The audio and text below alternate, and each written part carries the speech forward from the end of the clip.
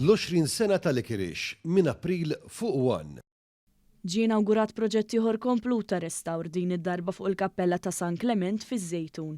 Il-kappella f'dak li huma magħruf aħjar bħala r-Raħal t'isfel kienet inbniet fl-1658 u issa ġiet kompletament irrestawrata mid-Dipartiment tar-Restawr u l-Preservazzjoni.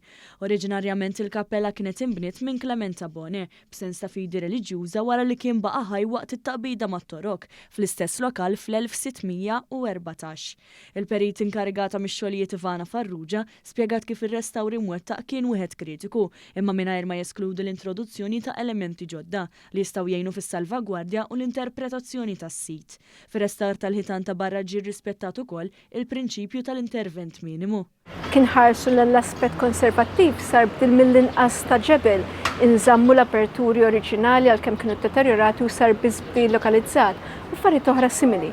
Imbagħad kien hemm l-introduzzjoni ta' elementi ġodda, pereżempju s-salib sar replika tal-ġebel ta' salib ta' konkos li deteriorat ħafna li sibna aħna. Sa dan it-tant is-sindku taż-Żejtun Dor Isabela spjegat kif dan hu proġett ieħor minn kull għana ta' restawr.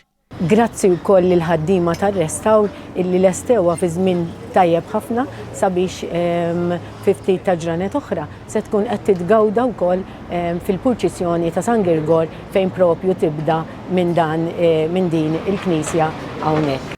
Preżenti għall-konferenza tal-aħbarijiet kien hemm il-Ministru għall-Wirt Nazzjonali, l-Arti u l-Gvern Lokali Owen Bonnici fejn fakkar kif dan il-proġett sar bis-saħħa ta' skema li snediet lura fl-2015 u permezz tagħha s'issa tlestew il fuq minn 50 proġett bl-involviment tal-kunsilli lokali.